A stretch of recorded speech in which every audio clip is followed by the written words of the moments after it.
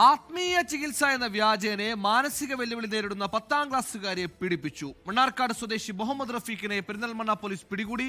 പെരിന്തൽമണ്ണ പട്ടാമ്പി റോഡിലെ ക്ലിനിക്കിലായിരുന്നു ഇയാൾ വ്യാജ ചികിത്സ നടത്തിപ്പോന്നത്.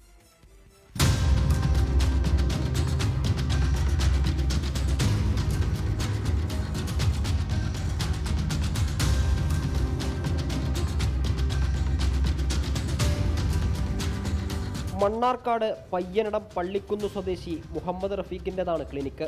ആഴ്ചയിൽ 2 ദിവസം മാത്രമായിരുന്നു പെരിന്തൽമണ്ണയിലെ ക്ലിനിക്ക് തുറന്നിരുന്നത്. 2024 ഒക്ടോബറിൽ മുത്തശ്ശിക്കൊപ്പമാണ് ചികിത്സയ്ക്ക് പെൺകുട്ടി ആദ്യമായി ക്ലിനിക്കിലെത്തുന്നത്. തുടർ ചികിത്സ ആവശ്യമാണെന്നും വീണ്ടും വരണമെന്നും ഇയാൾ മുത്തശ്ശിയെ വിശ്വസിപ്പിച്ചു. അങ്ങനെ കഴിഞ്ഞ മാർച്ചിൽ വീണ്ടും ചികിത്സയ്ക്കെത്തിയപ്പോഴാണ് ലൈംഗികാതിക്രമം ആദ്യം നേരിട്ടതെന്ന് പെൺകുട്ടി പറയുന്നു. ക്ലിനിക്ക് പ്രവർത്തിക്കുന്ന കെട്ടിടത്തിലെ 2ാം നിലയിലെ അടച്ചിട്ട മുറിയിൽ കൊണ്ടുപോയി പീഡിപ്പിച്ചതായാണ് പരാതി.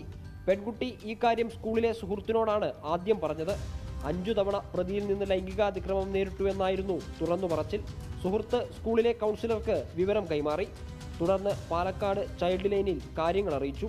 ഇവരുടെ അറിയിപ്പിലാണ് പോലീസ് കേസ് രജിസ്റ്റർ ചെയ്ത് അന്വേഷണം നടത്തുകയും പ്രതിയെ കസ്റ്റഡിയിലെടുക്കുകയും ചെയ്തത്.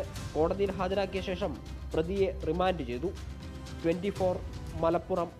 ലോകത്തെവിടെയായാലും ഏത് സമയത്തും 24 വാർത്തകളും ഓഗ്മെന്റഡ് റിയാലിറ്റി പാക്കേജുകളും എക്സ്പ്ലെയിനറുകളും വിശദമായി കാണാൻ ഞങ്ങളുടെ യൂട്യൂബ് ചാനൽ നിങ്ങൾക്ക് സബ്സ്ക്രൈബ് ചെയ്യാം.